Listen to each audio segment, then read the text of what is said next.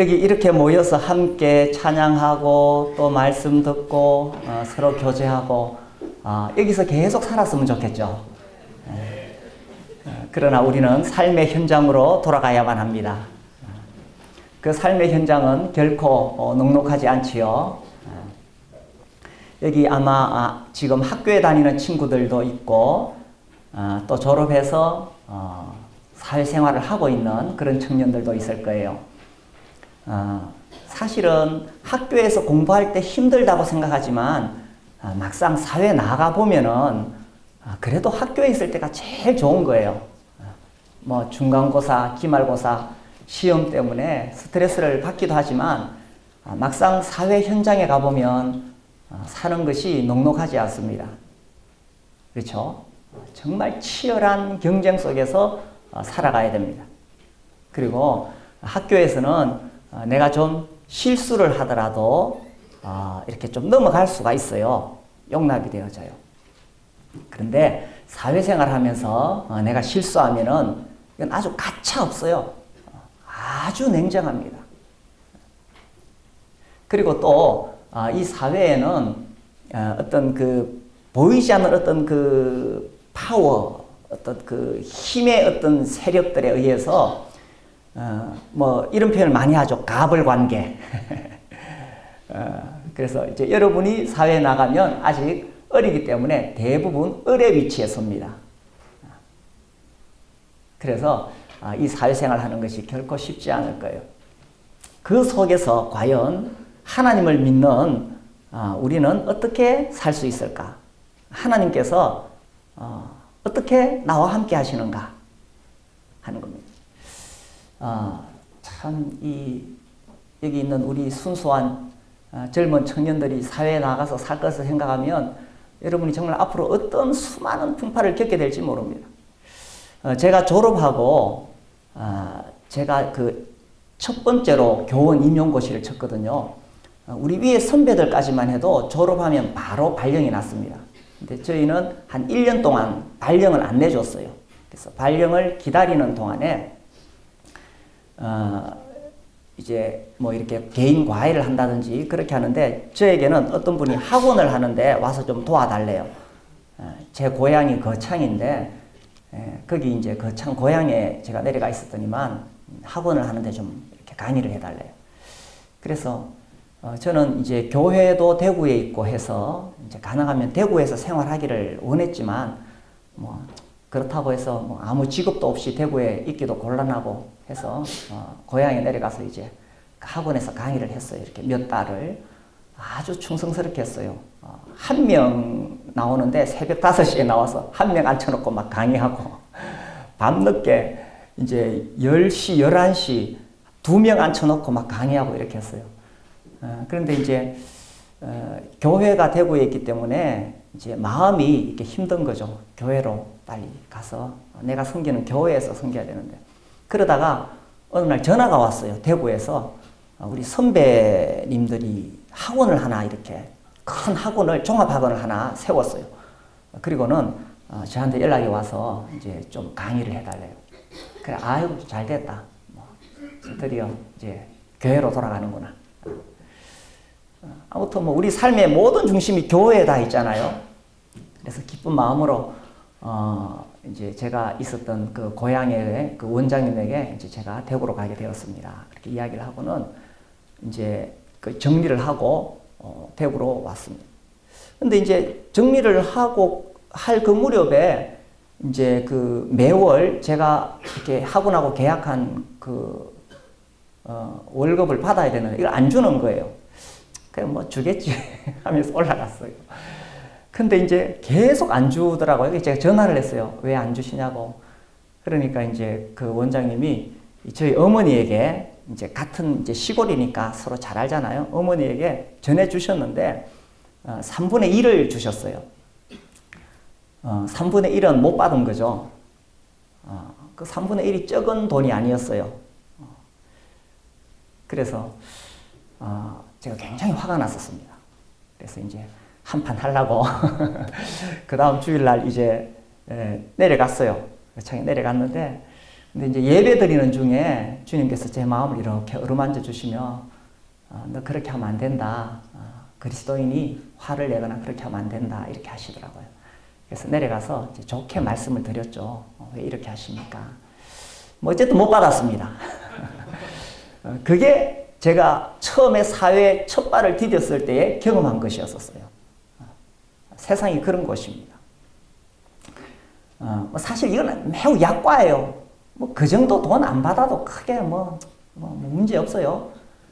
그런데 실제로 사회생활 하다 보면은 이 갑을 관계에서 정말 많은 손해를 입을 때가 있고요.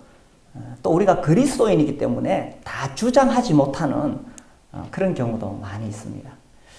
그러나 분명한 것은 결정적인 순간에 정말 내 인생에 아주 결정적인 순간에는 하나님께서 개입하신다는 거예요.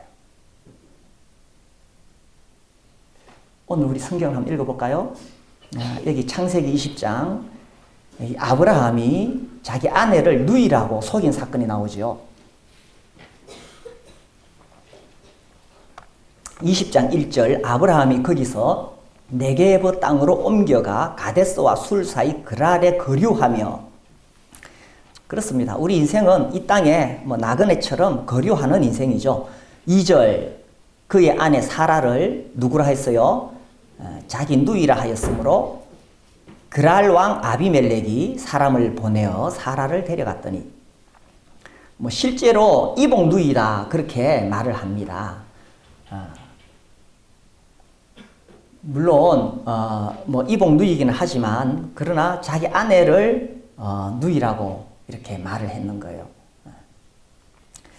왜 아브라함이 그렇게 말했느냐? 왜 자기 아내를 아내라고 당당하게 말하지 못했느냐? 그 이유가 11절에 나옵니다. 11절 볼까요? 아브라함이 이르되 이곳에서는 하나님을 두려워함이 없으니 내 아내로 말미암아 사람들이 나를 죽일까 생각하였으며 이유가 나오죠. 아브라함이 있었던 그 그랄 지역에는 하나님을 두려워하지 않는 곳이었다는 것입니다. 우리가 지금 이런 세상에 살아가고 있는 거예요. 다 우리 예수 믿는 사람들끼리 살아간다면 우리에게 어떤 신앙의 원칙이 있고 서로 존중하고 양보하고 이렇게 하겠죠. 그런데 우리가 살아가는 세상은 하나님을 두려워하지 않는 세상이라는 것입니다. 하나님을 두려워하지 않는 세상에서 그리스도인이 어떻게 살 수 있을까 하는 것입니다. 그래서 아브라함 생각할 때에 지금 아브라함이 나이가 많거든요. 또 그 아내도 나이가 많아요. 이제 지금 21장에 가면은 아들을 낳습니다. 이삭. 아브라함이 아들 낳은 나이가 몇 살이죠? 100살이죠. 그럼 아내 사라는 몇 살이죠? 90살. 근데 이 90살인 이 할머니가 아주 이렇게 외모가 아름다웠는지 모르겠어요. 아마 이제 아기를 낳을 수 있도록 하나님께서 특별한 어떤 회춘을 허락하셨는지도 모르죠. 젊어져야, 건강해져야 아기를 낳을 수 있으니까. 아무튼 그 아내가 아름다워 보였기 때문에 이제 아브라함이 걱정을 했는 거죠. 아유, 내 아내 빼앗기는 거 아닌가?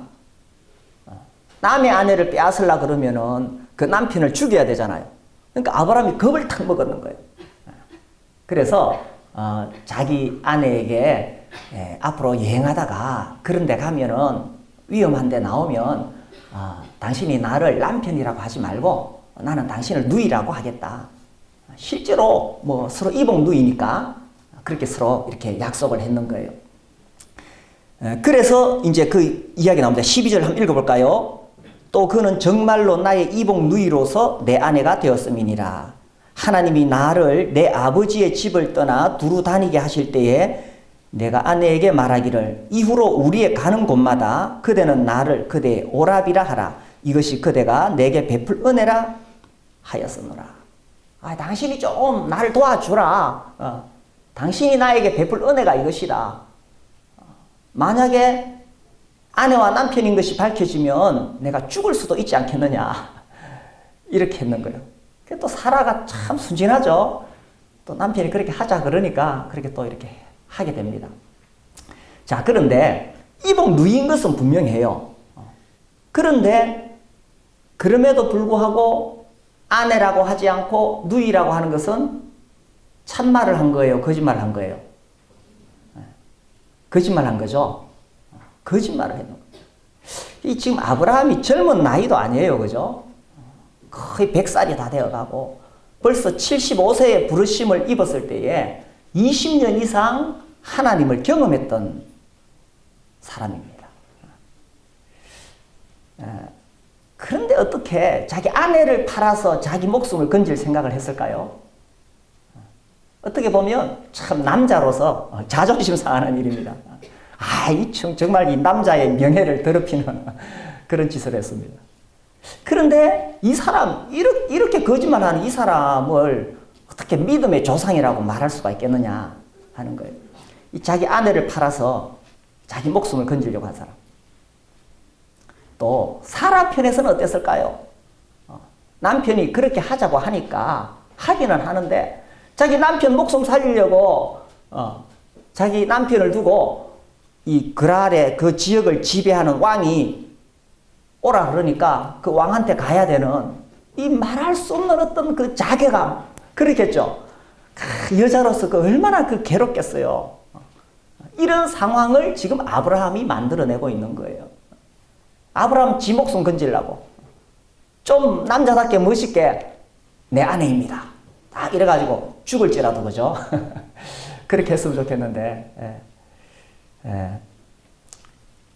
이 아브라함이 두려워한 것은 하나님을 두려워하지 않는 세상에서 내가 어떻게 살아남을 수 있을까, 이거예요.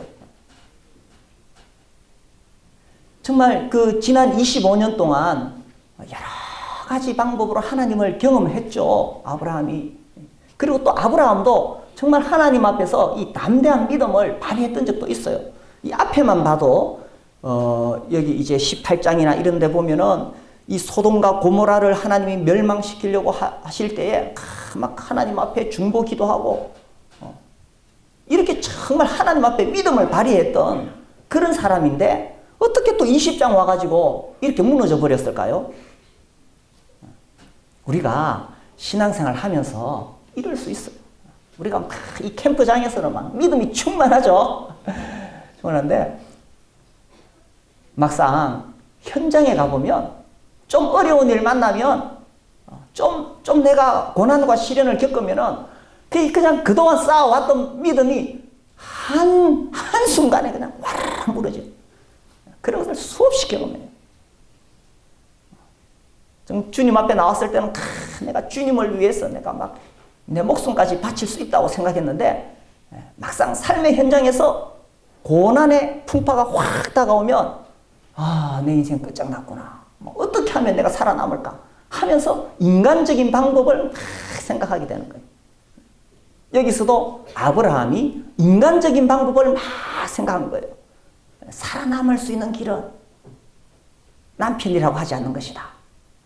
인간적인 방법을 이게 참 우리의 연약한 본성이라는 것입니다. 자, 그런데 어떤 일이 일어났는지 봅시다. 이제 3절. 3절 우리 같이 한번 읽어볼까요? 시작.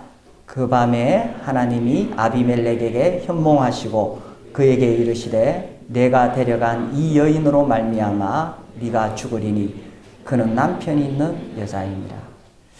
야, 이 참 놀라운 하나님의 개입이 여기 나타나 있습니다. 그 밤에, 이 밤이 매우 결정적인 밤이었죠. 만약에 이 밤에 그 그랄 왕이 사라를 취하게 된다면은 이건 정말 씻을 수 없는 그런 부끄러운 일이 일어나는 거예요. 이 결정적인 순간, 아브라함은 자기 힘으로 이것을 막을 수가 없었습니다. 이것을 막을 만한 믿음도 없었고 능력도 없었는 거예요. 이 결정적인 순간에 하나님께서 개입하시는 거예요. 여러분, 이런 하나님을 믿을 수 있겠습니까? 내가 인생 살면서 정말 내 힘으로 어떻게 살 수 없는 그런 상황이 올 수 있어요. 그러나 그 때문에 내 인생 망하지 않아요. 하나님 정말 나의 아버지시고 내가 하나님의 자녀라면 하나님 결정적인 순간에 개입하시는 거예요. 하만이 유다 민족을 막 몰살시키려고 했죠. 그 이야기 잘 알죠, 그죠? 그냥 모르드게 때문에 유다 민족 다 죽이려고 했어요. 그래서 이제 그 다음 날 이제 왕에게 허락을 받으러 가는 그 길이었는데 그 밤에 하나님께서 개입하시잖아요. 왕이 갑자기 잠이 안 오네. 그래 뒤척이다가 그동안 이 과거에 기록된 역사 책을 좀 가져오느라. 그래서 뭐 이렇게 가져오느라 해서 거기서 이 모르드게가 반역을 일으킨 자들을 고발해서 왕이 안전하게 되었다. 그래서 상을 준 게 있느냐. 이렇게 가지고 이 하만을 통해서 모르드게가 영예를 얻게 되잖아요. 그죠? 근데 그 밤이었어요. 그 결정적인 그 순간.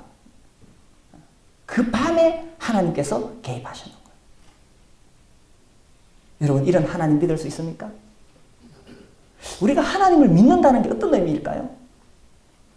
내가 하나님의 자녀가 되었다는 것이 어떤 의미일까요?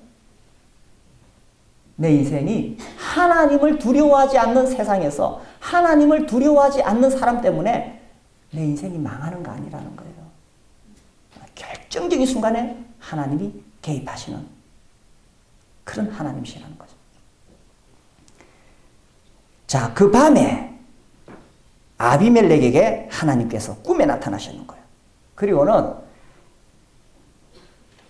하나님 뭐라고 하시냐면 하나님께서 일단 겁부터 팍 주고 시작합니다. 그죠? 3절에 네가 죽으리니 일단 길을 팍 죽이고 시작합니다. 뭐 너 왜 그 여자를 데려왔느냐 뭐 이런 묻지도 않았어요. 그냥 막 너 죽을래. 하나님 콱 이렇게 기선제압을 했는 거예요. 그러니까 아비멜렉 편에서는 얼마나 황당하겠어요. 지금 누가 잘못했습니까? 아브라함이 잘못했어요? 아비멜렉이 잘못했어요? 지금 아비멜렉은 전혀 이런 상황을 생각을 못하고 누이라 그러니까 또 이 아브라함이 좀 세력이 있거든. 뭐 양도 소도 노비도 많으니까 다 이 당시는 정략 결혼을 할 때예요. 그러니까 이제 그 누이를 데리고 있으면은 뭐 아브라함하고도 좋은 관계가 될 것이고 이래가지고 데려왔을 뿐인데 하나님께서는 뭐 앞뒤 뭐 이런 거 묻지도 않으셨어요. 그냥 너 죽을래 이렇게 한 거예요. 그래서 이 아비멜렉이 얼마나 놀랐겠어요. 참 어떻게 보면 이해할 수 없는 장면이죠. 죄는 아브라함이 지었는데 지금 오히려 벌은 아비멜렉이 받고 있는 거예요. 우리가 성경을 읽고 또 하나님에 대해서 알아가지만 어떤 면에서는 우리 머리로 다 이해할 수 없는 어떻게 보면 참 모순 같은 이야기들이 참 많이 나와요. 성경에. 하나님 거룩하신 하나님이에요. 하나님이 어떤 분이신가? 한마디로 이야기하자면은 뭐 하나님은 사랑이시라 이런 말씀들도 많이 나오지만 사실 성경을 읽어보면 하나님은 거룩하시다. 이렇게 표현하는 것이 하나님에 대해서 가장 함축적으로 말할 수 있는 표현이에요. 감히 인간이 거룩하신 하나님 앞에 함부로 범죄하거나 하나님의 영예를 더럽히는 것은 용납이 될 수 있는 게 아니라는 거예요. 이런 거죠. 그 다윗이 언약궤를 이제 모셔올 때에 처음에는 수레에 싣고 왔잖아요. 그죠? 근데 이 소가 이렇게 막 뛰니까 이 수레가 흔들려서 그 언약궤가 막 넘어질 것 같아요. 그래서 옆에 있던 사람이 그 언약궤 넘어지면 안 되니까 손으로 잡았어요. 그 사람 이름 뭐죠? 명수 형제. 누구지? 우싸. 그래. 우싸. 잡았어요. 아니 그럴 수 있잖아요. 언약궤가 지금 막 움직이다가 쏟아지면 큰일 나잖아. 그러니까 아이고 하나님의 언약궤가 넘어지면 안 되지. 이렇게 딱 잡았는 거예요. 그러다 어떻게 됐어요? 그냥 죽어버렸어요. 뭐 무슨 변명할 기회도 안 줬어요. 감히 인간이 하나님의 거룩하신 그 언약궤를 손으로 만지다니, 뭐 변명할 기회도 없이 그 자리에서 죽어버렸는 거예요. 하나님 거룩하신 하나님이에요. 그런데 여기 보니까 아브라함이 지금 하나님의 이름을 얼마나 욕되게 했습니까? 그렇죠? 그런데 오히려 하나님께서 아브라함은 벌하지 않으시고 지금 아비멜렉에게 가서 너 죽을래 이렇게 하시는 거예요. 아무튼 성경은 이런 면에서는 참 이렇게 좀 모순처럼 보이는 장면이 많아요. 하나님은 거룩하시다, 이 말씀은 또 다른 말로 하나님은 공의로우시다 이런 거예요. 하나님은 매우 공정하신 분이십니다. 매우 공의로우신 하나님이신데도 때때로 우리가 생각할 때는 이해되지 않는 장면들이 많이 나와요. 예를 들자면은 매우 의로운 사람인데 고난받은 사람이 있죠. 명숙이 이제 누구지? 역시 명숙해. 그죠? 욥은 정말 의로운 사람이었어요. 그 욥기서를 쭉 1장에서부터 읽어보면 그죠? 자기도 그러했고 자기 자녀들도 그렇게 하려고 했고 또 그 뒤에 보면 정말 가난한 사람들을 구제했고 또 정말 이 성결하게 살라고 애를 썼던 사람입니다. 그런 사람이 왜 하루아침에 모든 재산을 잃어버리고 자식들 다 죽고 자기까지 병에 걸려야 했느냐 하는 것입니다. 이거 쉽게 우리가 말할 수 있는 게 아니에요. 이제 이 문제가 매우 부각됐던 게 그 신학적인 어떤 그런 신학계에서 신학자들은 이게 매우 부각됐던 게 2차 세계대전이었었어요. 그 나치에 의해서 무고한 유대인들이 수백만 명, 600만 명이 죽었잖아요. 그래서 하나님이 살아계시면 어떻게 이런 일이 있을 수 있느냐. 이렇게 무고한 사람들이 이렇게 참혹하게 죽어갈 수 있느냐. 그래서 이런 것들을 가지고 막 사람들이 왜 이럴까 하면서 이거를 설명해 보려고 막 만들어 놓은 어떤 신학 체계가 있어요. 신정론이라 그래요. 근데 그걸로 다 설명을 못 해요. 우리는 우리 이성으로 하나님 다 이해 못 해요. 욥기서에서도 욥이 줄곧 하나님께 질문했던 게 이거죠. 하나님, 내가 뭘 잘못했습니까? 그러니까 친구들은 와가지고 네가 뭐 죄 지은 게 있어. 네가 잘못한 게 있으니까 이런 일을 당하잖아. 네 잘못한 거 빨리 회개해라. 그런데 욥은 내가 이런 벌을 받을 만큼 내가 무슨 죄를 지었단 말이냐 하면서 자기의 결백을 계속 주장합니다. 그러니까 욥의 친구들이 그럼 네 자식이 뭐 잘못한 거 있지. 그런 식으로 뭔가 네가 죄를 지었기 때문에 이런 고난을 당한다. 이런 공식을 가지고 있는 거예요. 죄를 지은 사람은 벌을 받고 의로운 사람은 상을 받고 이런 공식을 가지고 이 공식 안에 하나님을 그 틀 안에 넣으려고 하는 거예요. 그러니까 욥도 그게 너무 궁금했습니다. 하나님, 내가 왜 이런 고난을 받죠? 계속 그 질문을 던져요. 자, 그러면 이제 마지막에 하나님이 나타나셨을 때에 그 욥의 질문에 대해서 답이 나와야 되잖아요. 그 욥기서 마지막에 쭉 읽어보면 하나님이 그 욥에 대해 질문에 대해서 대답해 주십니까? 명수 이제 대답해 주셨어요? 아직 안 읽어봤어요? 자세히 읽어보세요. 하나님 대답하지 않으세요. 하나님 그런데 대답하시지 않아요. 다만 하나님께서 이 만물을 어떻게 만드시고 하나님께서 얼마나 능력 있는 분이신가를 설명하실 분이에요. 그래서 우리는 하나님을 내가 다 이해하려고 그러고 하나님에 대해서 내 머릿속에 다 집어넣으려고 그러고 그리고 우리 생활 속에서 일어나는 많은 일들에 대해서 하나님 왜 이렇게 하시지? 이것을 다 해석하려고 하는데 그것은 불가능하다는 거예요. 우리가 다 해석할 수가 없어요. 다만 우리는 하나님을 경외하고 하나님을 높이고 하나님의 뜻에 순종하면서 살아갈 뿐이라는 거예요. 근데 이 놀라우신 하나님께서 지금 이 아브라함의 생에 있어서는 어떻게 하셨냐면은 이 결정적인 순간에 찾아오셔서 아브라함을 보호하려고 하셨다는 것입니다. 그래서 이제 이 아비멜렉이 변명을 하죠. 5절 볼까요? 5절 보입니까? 네. 잼잼 한번 해볼까요? 네, 잼잼 곤지곤지. 자, 5절 그가 나에게 이는 내 누이라고 하지 아니하였나이까? 그 여인도 그는 내 오라비라 하였사오니 나는 온전한 마음과 깨끗한 손으로 이렇게 하였나이다.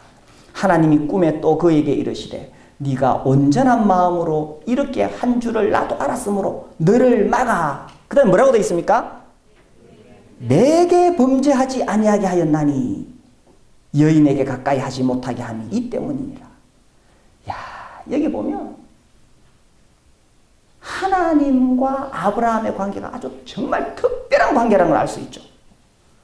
사실 공의로우신 하나님은 선한 것에 대해서 상을 주시고 죄에 대해서 벌을 주셔야 되는데 여기 보면 하나님과 아브라함의 관계는 그것을 초월하는 관계였다라는 것입니다. 비록 아브라함이 거짓말을 하고 비록 하나님의 이름을 더럽혔다 할지라도 아브라함과 하나님의 관계는 특별한 관계였다는 겁니다. 그 아비멜렉이 사라를 취하게 되는 것은 단순히 아브라함과의 관계가 깨지는 게 아니에요. 아브라함에게 죄를 짓는 게 아니에요. 누구에게 죄를 짓는 거예요? 누구에게요? 명성 이제 누구라고 되어 있어요? 하나님께. 내게 범죄하지 아니하게.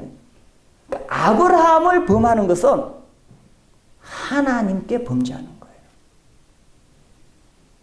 이것이 하나님과 하나님의 사람의 특별한 관계라는 거예요. 하나님은 예수님의 피로 우리를 구원하실 때에 나와 이런 특별한 관계를 맺으셨는 거예요. 우리에게 지금 뭘 말씀하시고 싶으냐면 너는 내 아들이야. 내 아들의 생명을 십자가에 내어 죽게 할 만큼 내가 너를 사랑한단다. 하나님은 이렇게 말씀하시는 거예요. 나는 너하고 정말 이런 특별한 관계를 맺고 싶은 거야. 어떤 뭐 선에 대한 상, 악에 대한 벌, 이것까지도 초월한 이런 특별한 관계를 하나님은 우리와 맺고 싶어 하시는 거예요. 그래서 아브라함을 범하는 것은 하나님께 범죄하는 거예요. 우리 성경을 여기 손을 놓고 한번 찾아볼까요? 스가랴 2장 말씀. 스가랴가 어디 나온지 알죠? 네, 구약 저 끝에 1314페이지 스가랴 2장 8절입니다. 8절 같이 읽어볼까요? 시작. 만군의 여호와께서 이같이 말씀하시되 영광을 위하여 나를 너희를 노략한 여러 나라로 보내셨나니 너희를 범하는 자는 그의 눈동자를 범하는 것이라. 여러분 누군가 내 눈동자를 공격하면 어떻게 하겠어요? 순간적으로 내가 탁 방어를 하겠죠. 하나님의 백성, 하나님의 자녀들을 범하는 것은 그의 눈동자를 범하는 것이라. 하나님은 하나님의 백성들이 세상에서 어려움 당하는 것을 결코 그냥 보고 있지 않으신다는 것입니다. 자, 이 하나님께서 아비멜렉에 나타나서 이렇게 강하게 책망하시고 위협하신 이유가 아브라함이 신실해서 그런 거예요. 아브라함이 하나님의 자녀였기 때문에 그런 거예요. 이게 참 놀라운 거예요. 우리가 하나님 앞에 늘 신실하게 살아가면 좋겠지만 우리는 그렇지 못할 때가 많아요. 그러나 단지 내가 예수님을 영접하였고 하나님의 자녀이기 때문에 하나님께서 나를 보호하시고 지켜주신다는 거예요. 하나님의 자녀를 건드리는 것은 하나님을 건드리는 거예요. 자식을 건드리면 부모가 절대로 가만히 안 있어요. 여러분 교회에 이렇게 애기들 있죠, 그죠? 애기들 있으면 애기들 예쁘다 그래야 되지. 너는 왜 이렇게 코가 크냐? 이렇게 했다가는 그 엄마하고 원수 지는 거예요. 이 옛날에 아주 오래전인데 라이언 킹이라는 그 애니메이션이 있었는데 혹시 여러분 보셨나요? 그래요. 아주 옛날에 거기 보면 제가 어렴풋하게 이런 장면이 기억나요. 그 하이에나들이 그 새끼 사자를 막 이렇게 유혹해가지고 아주 위험한 데로 데리고 가죠. 그리고 거기서 이제 막 하이에나들이 잡아먹으려고 그러는데 그 결정적인 순간에 그 아빠 사자가 막 달려와가지고는 하고 부르짖죠. 그러니까 이 막 하이에나들이 혼비백산에서 도망갑니다. 지금 딱 그런 장면이에요. 힘센 아비멜렉이 그 사라를 취하고 아브라함을 범하려고 할 때에 하나님께서 막 나타나시는 거예요. 너 죽을래. 그래서요, 자녀를 건드리면 부모가 절대로 가만히 안 있어요. 우리가 살아가는 이 세상이 하나님을 두려워하지 않는 세상이지만 세상 사람들이 나를 함부로 범할 수 있도록 하나님이 허락하지 않으신다는 거예요. 그래서요, 하나님을 믿지 않는 세상에서 하나님의 자녀가 되었다. 이거 얼마나 놀라운 것인지 모릅니다. 비록 그 아들이 망나니일지라도 부모는요, 아무리 자기 아들이 망나니라도 그래도 자식인 거예요. 어제 제가 그런 이야기 했나요? 우리 동네 400억 가진 사람이 있는데 그 아들이 정말 이렇게 망나니예요. 근데 이제 그 아버지가 이제 연세가 많으세요. 70이 넘었어요. 이제 곧 돌아가시겠죠. 400억 있어도 400억은 그렇게 큰 돈도 아니죠, 사실. 그죠? 요즘은 조 단위로 누가 가지고 있다 그러니까. 그분이 돌아가실 때에 그 400억 재산을 옆집에 있는 모범생 아들에게 줄까요? 망나니 자기 아들에게 전해줄까요? 명승 누구한테 줄까요? 그렇지. 이게 아버지와 아들의 관계라는 거예요. 그래서 하나님 앞에 내가 누구인가? 이것을 깨닫는 것이 참 중요한 거예요. 그래서 하나님께서 개입하셔서 막으시는 것입니다. 그래서 하나님이 이 불신자들 세상에서도 우리를 보호하신다는 것입니다. 우리 시편 말씀을 볼까요? 시편 105편 보겠습니다. 시편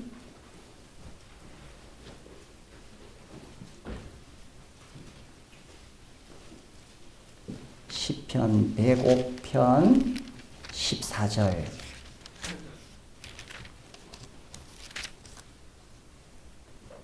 14절, 15절 같이 읽읍시다. 시작. 그러나 그는 사람이 그들을 억압하는 것을 용납하지 아니하시고 그들로 말미암아 왕들을 꾸짖어 이르시기를 나의 기름 부은 자를 손대지 말며 나의 선지자들을 해하지 말라 하셨도다. 하나님께서 내 백성, 내 자녀, 내 종들을 건드리지 마라 이렇게 말씀하시는 거예요. 자, 그 다음에 우리 118편 고디에 넘겨봅시다. 118편 6절. 자, 같이 읽읍시다. 시작. 여호와는 내 편이시라. 내가 두려워하지 아니하리니 사람이 내게 어찌할까. 그래서요, 하나님을 두려워하지 않는 이 세상을 살아가면서 여러분들, 사람이 내 인생을 절대로 망하게 할 수 없어요. 왜 그렇습니까? 하나님이 내 편이시니까. 그래서 기죽지 마세요. 갑을관계, 내가 의뢰관계로 들어가더라도 기죽지 마세요. 겁먹지 마세요. 옆 사람에게 이야기하세요. 기죽지 마. 옆 사람에게 이야기해 보세요. 겁먹지 마. 하나님이 내 편이시기 때문에. 자, 그래서 다시 돌아오면은 하나님께서 아비멜렉을 막 책망하시면서 어떻게 하시느냐 하면요. 7절 보세요. 이제 그 사람의 아내를 돌려보내라. 그는 누구라고요? 선지자라. 그가 너를 위하여 기도하리니 네가 살려니와 네가 돌려보내지 아니하면 너와 네게 속한 자가 다 반드시 어떻게 해요? 죽을 줄 알지니라. 하나님께서 아브라함을 누구라고 말씀하셨습니까? 이 참 선지자 될 자격이 있습니까? 이 지금 누구 이름을 욕먹이는 거예요? 하나님 선지자라 그러면서 자기 마누라 팔아먹고 지 목숨 건지려고 하는데 누구 이름을 욕먹이는 거예요? 이런 선지자 같으면 아유 정말 하나님이 저 같지 않은 것이 다행입니다. 저 같으면 바로 자격 박탈. 선지자는 무슨 선지자? 는 오늘부터 끝.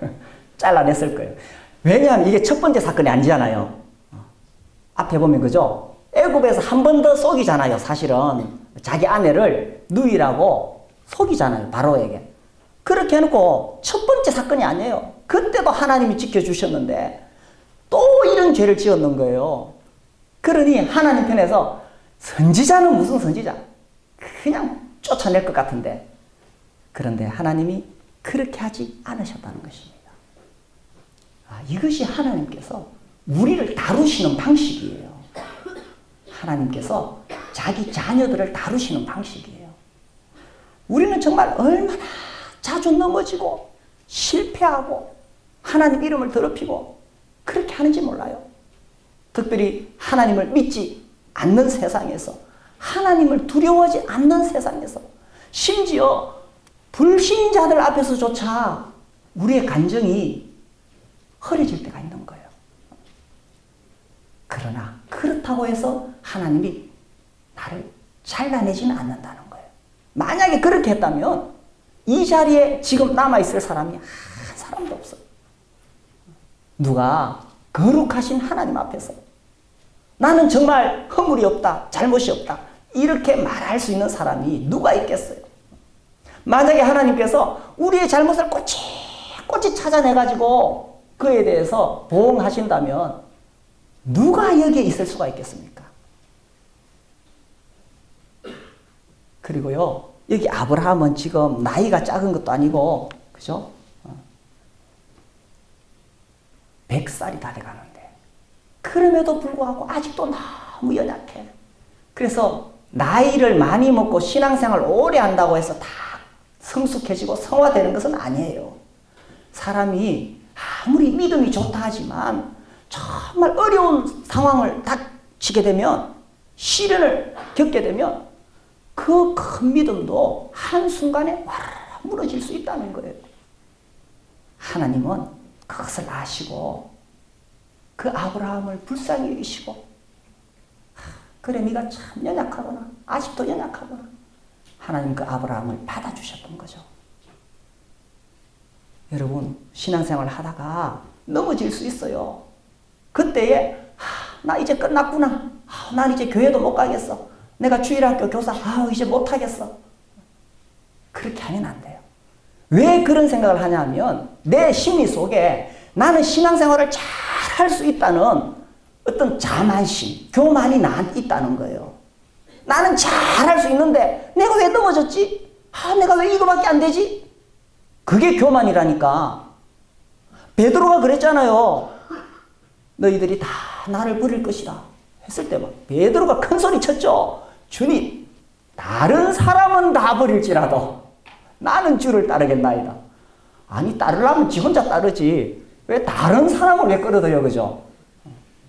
자기는 특별했다고 생각했는 거예요. 다른 사람은 다 주를 버릴지라도 나는 주를 따르겠나요? 이게 얼마나 큰 교만인지 모릅니다.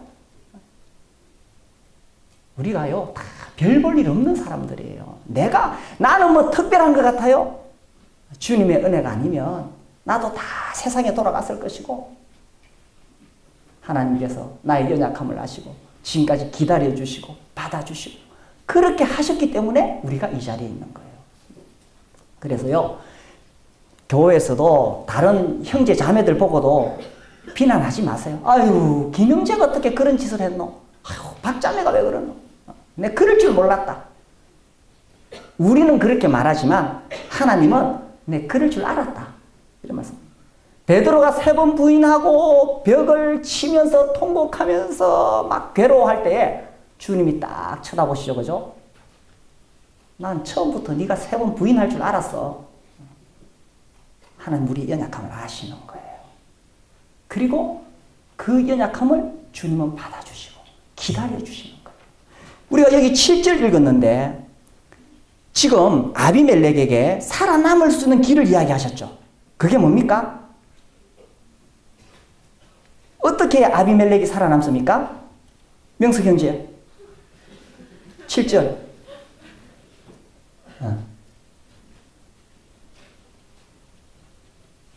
그렇죠. 아브라함이 아비멜렉을 위해 기도해 줘야 되는 거예요. 그래서 이제 아비멜렉이 막 씩씩거리면서 아브라함한테 찾아왔어요. 찾아가지고 따집니다. 당신이 왜 아내라고 하지 않고 누이라고 해서 내가 이런 위험에 처했느냐? 당신이 나를 위해 기도하지 않으면 내가 지금 죽게 되었다. 막 씩씩거리면서 찾아왔어요. 그리고는 무릎을 탁 꿇고는 나를 위해서 제발 기도해 주시오. 당신이 기도하지 않으면 나 죽습니다.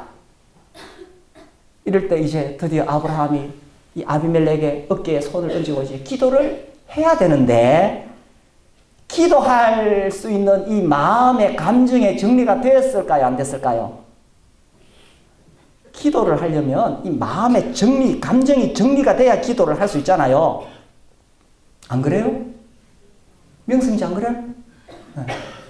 자, 이제 지금 아비멜렉을 위해 기도를 하긴 해야 되는데, 이 딱 기도하려고 보니까 하나님 앞에 나아가는 거잖아요, 기도는. 하나님 앞에 가서 이 아비멜렉을 위해 기도해야 되는데, 먼저 어떻게 해야 될까요? 우리가 하나님 앞에 딱 나아가면 우리는 자기를 돌아보게 돼 있습니다. 기도할 때 다 그렇죠, 그죠? 자기를 돌아보는데, 내가 얼마나 연약했으면, 내가 얼마나 비겁했으면, 내 아내를 누이라고 하고, 이렇게 비겁한 짓을 하고, 아무 죄 없는 이 사람이 이렇게 죽게 되었는가? 얼마나 부끄럽겠어요, 그죠? 거기서 아비멜렉을 위해 기도하기 전에 뭘 먼저 기도해야 되겠어요? 하나님 앞에 먼저 회개할 수밖에 없는 거예요. 하나님 아버지, 내가 참 비겁한 놈입니다. 하나님 아버지, 내가 정말 하나님을 못 믿는 놈입니다. 내가 하나님을 믿었다면 하나님께서 나를 지켜주시고 내 아내를 지켜주실 것을 내가 믿었더라면 이런 부끄러운 일을 당하지 않았을 것인데, 내가 하나님을 못 믿어서 지금 이렇게 불신자 앞에서, 이방인 앞에서 이렇게 부끄러운 일을 당했습니다. 하나님, 나를 용서해 주십시오. 이건 자연스러운 거예요, 하나님 앞에 나아가면.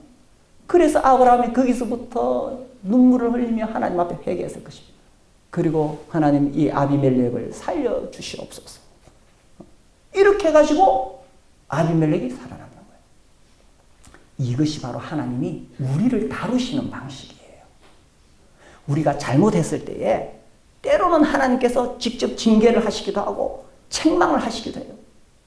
그러나 자비의 아버지께서는 날 그렇게 막 회초리 들고 다니면서 뭐 잘못한 거 있는가? 탁 때리고. 그런 고약한 영감님이 아니에요. 자비의 아버지께서는 우리의 연약함을 아시고 우리의 연약함을 받아주시고, 내가 연약하기 때문에 저지른 실수와 실패, 범죄를 우리 아버지께서 안아주시고, 그리고 내가 진심에서부터 회개할 수 있도록 이끌어 가시는 분이에요.